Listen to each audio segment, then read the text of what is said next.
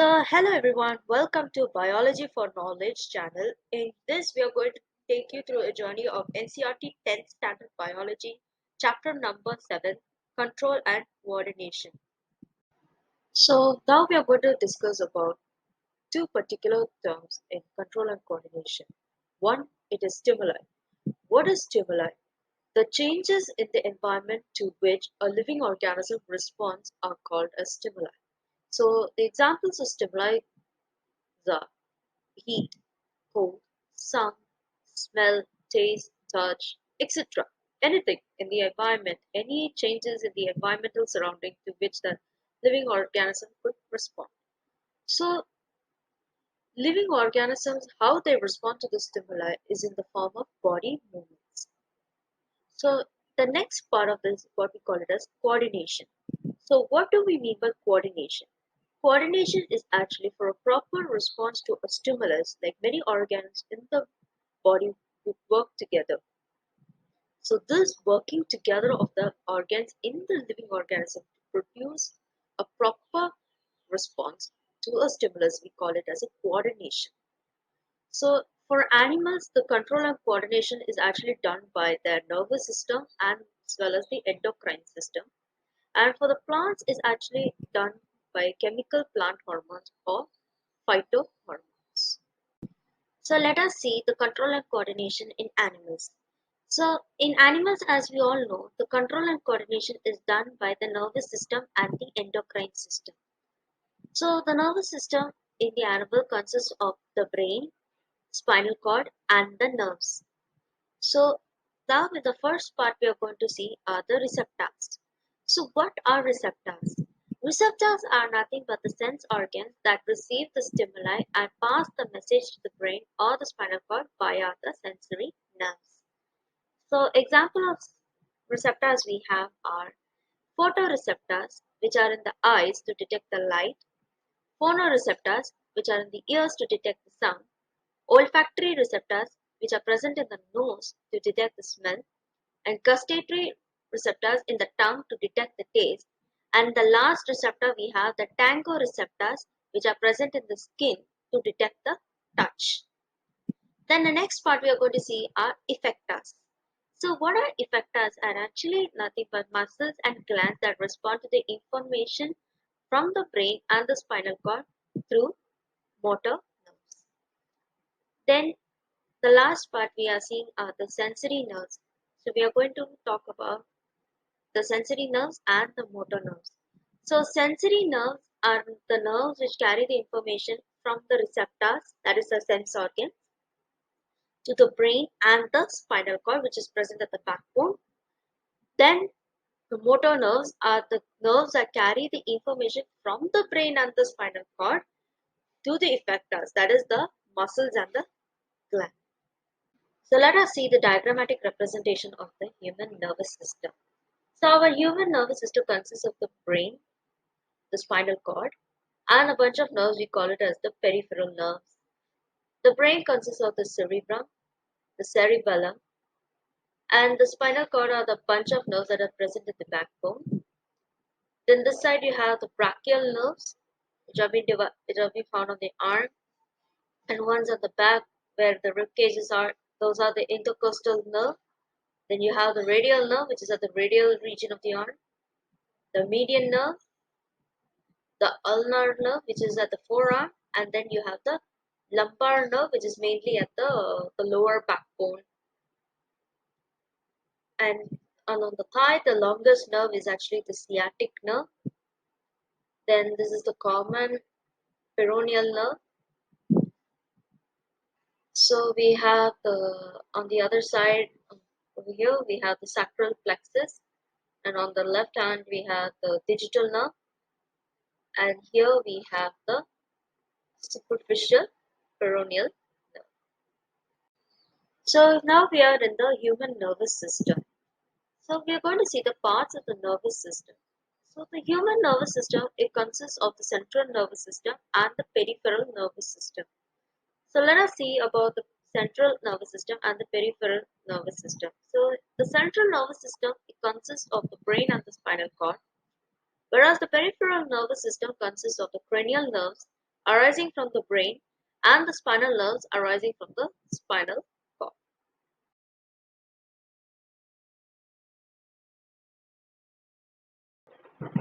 So now we are seeing the peripheral nervous system. Okay. So what this peripheral nervous system consists of? You have the cranial nerves, the central nerves, the peripheral nerves, and you have the autonomic nerves.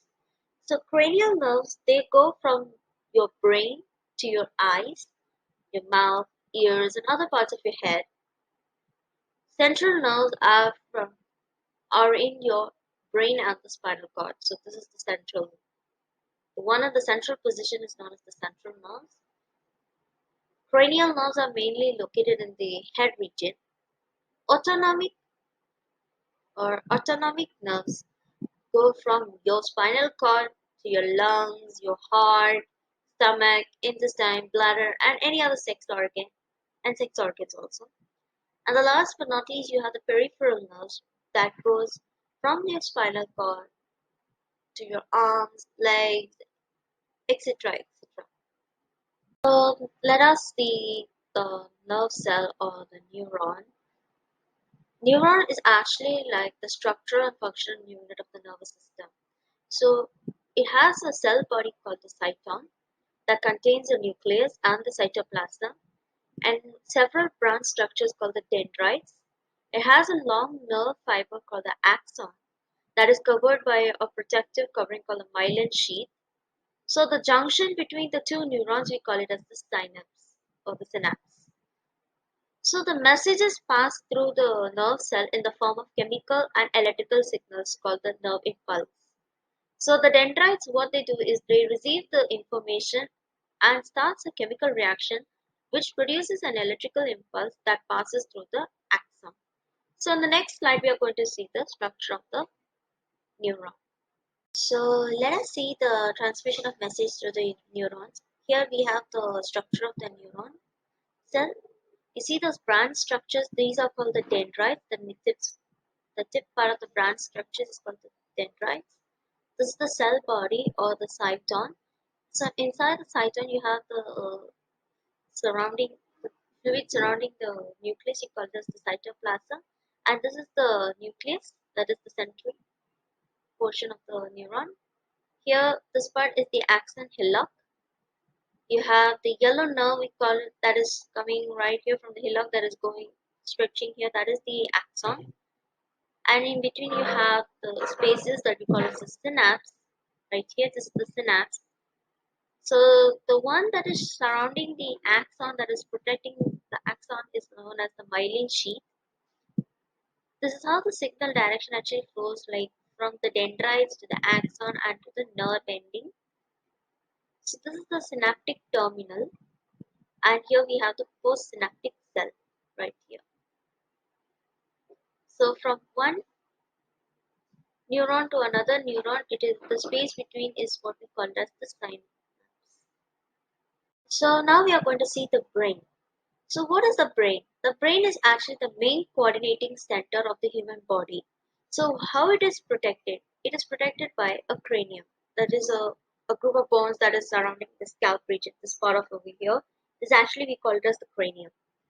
So the brain, it is covered by three membranes called the meninges, filled with a fluid called cerebrospinal fluid that protects the brain from shocks. So the brain has three main parts. They are the forebrain, midbrain, and the hindbrain. So the forebrain actually consists of the cerebrum and the olfactory lobes. That is the thinking part of the brain and controls the voluntary actions. So what all it controls is actually it controls the touch, the smell, hearing, the taste, sight, mental activities like thinking, learning, memory, emotions, etc. Then you have the midbrain. Midbrain actually controls the involuntary actions and reflex movements of the body. Then you have the hindbrain that consists of the cerebellum, pons, and the medulla. Cerebellum controls the involves in the body movements, balance, and posture. Pons helps in the respiration, control of respiration, and medulla helps in the control of heartbeat, blood pressure, pulse, swallowing, coughing, and all other sorts of activities. So we have the structure of the human brain that has been divided into three portions. We have the forebrain, the midbrain, and the hindbrain. So the forebrain that is involved in the thinking and memory and control of voluntary actions. Midbrain is mainly involved in the control of the involuntary and the reflex movements. Hindbrain helps in the controlment of certain movements like body posture, movement, balance, respiration, heartbeat, pulse rate, swallowing, etc. So let us see the parts. You have the frontal lobe, the parietal lobe, the midbrain is the temporal lobe, the hindbrain has the cerebellum, the pons, the medulla, and this is the occipital lobe. That is where your pituitary glands are situated, and that is where your the growth hormones would be secreted. So the spinal cord is actually starts from the brain and extends to the vertebral column. It has a 31 pairs of spinal nerves. So it's actually a bunch of spinal nerves that is present in the vertebral column of the backbone, and it starts from the brain. So that's what we call the spinal cord. So what it does, it actually carries the message to and from the brain. It also controls the reflex action. So now we are seeing the reflex action. So what do we mean by reflex action? Reflex action is actually a sudden, unconscious, and involuntary response of the effectors to a stimulus. For example, like when we touch a hot object, we suddenly withdraw our hand, right? So what happens is like in that reflex action, the nerves in the skin, that is the receptor, that detects the heat and passes the message to the sensory nerves to the spinal cord. Then again, this information is passes through the motor nerves to the muscles, that is the effector, and thus we withdraw our hand. That is how the reflex action takes place. Better we will explain it to you with a diagrammatic representation. See the reflex arc of this video. So the pathway for reflex action is what we called as a reflex arc. So in the reflex arc, the stimulus is received by the receptors, that is the sense organs, and it is passed through the sensory nerves to the spinal cord. So from the spinal cord only the information passes through the motor nerves to the effectors, that is either it can be a muscles or glands for the response. So the stimulus from the external environment, receptors, that is your sense organs, goes to the sensory nerve, and from the sensory nerves it goes to the spinal cord, and from the spinal cord it goes to your motor nerves, and from the motor nerves it will go to your effectors. It can be your muscles or your glands, and there it comes out as a response. So you see, plants have a different kind of control and coordination, and their control and coordination is done by a chemical substance called phytohormones, or better known as plant hormones. There are five main types of plant hormones. They are actually known as auxin, gibberellins, cytokinins, abscisic acid, and ethylene. In these things, the four will help in the plant growth and ripening. Only one of them will help is involved in the inhibition of the plant growth. First one, auxin. Auxin helps in the cell division, cell elongation, and growth. Gibberellins help in the growth of the stem and branches. Cytokinins, they are involved in the self division, formation of fruits and seeds. Abscisic acid inhibits the growth and affects the wilting of leaves. Then you have ethylene that involves in the ripening of fruits and blooming of flowers. Now let us see the movement of and plants. So plants like have two types of movements. They are tropic movements and nastic movements. So in the tropic movements, they are directional movements that is towards or away from the stimulus, and it depends on the growth. So there are different types of tropic movements. You have phototropism, geotropism, chemotropism, and hydrotropism, etc. So in the phototropism, that is the movement of plants towards the light response or in response towards the light. So if it is towards the light, it's called a positive tropism. Like for example, bending or shoot towards the light.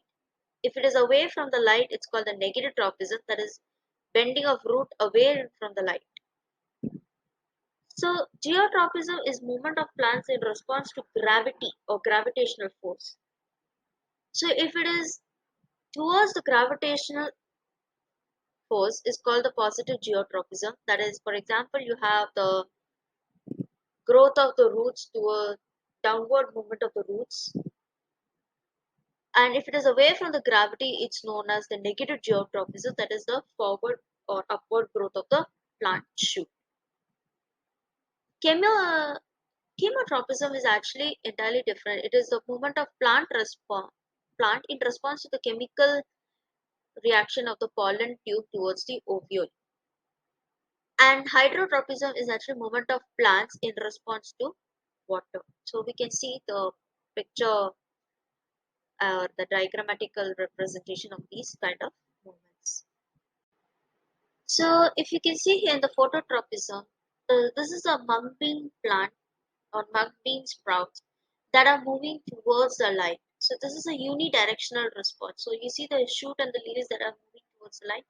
That is called the phototropism. Shows the positive sign of phototropism.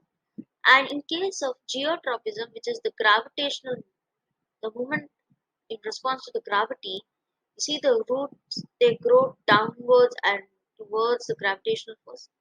That is called the geotropism.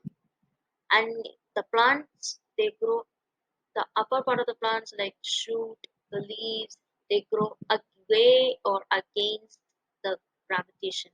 So that we call it as a negative geotropism.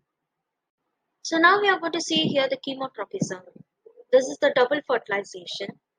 Now you see here the pollen grains right here. They are growing, they are forming a tube called the pollen tube after getting certain nutrients from the stigma,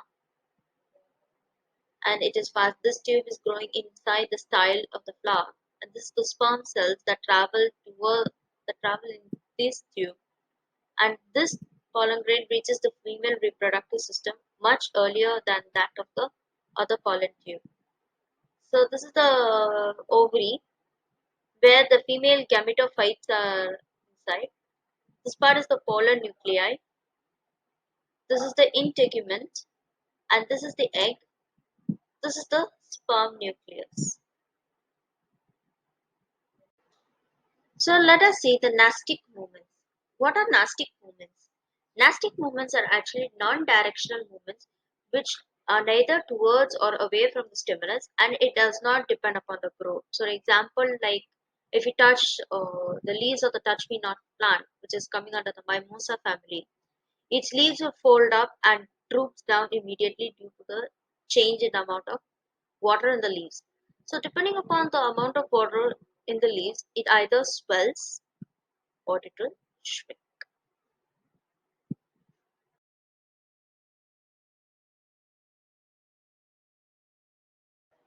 So now let us see the endocrine glands present in the male and female. So in the almost every of the glands would be same for male and female, except the only difference will be the size and structure and the sex organs mainly. The main reproductive organs will differ.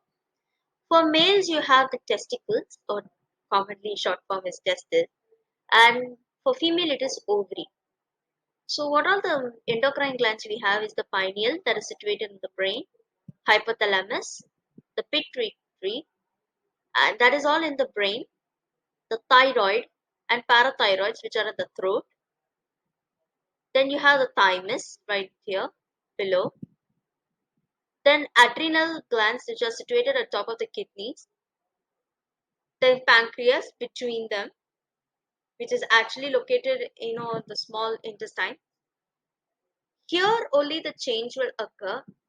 If it is a female, you will have an ovary. If it's a male, you will have a pair of testes. So each gland will secrete hormones. For example, adrenal glands releases adrenaline. Pancreas releases hormone called insulin. Ovaries releases estrogen, progesterone, and testes releases a hormone called testosterone. Thyroid releases a hormone called thyroxine, and pituitary gland releases a growth hormones that is required for the growth.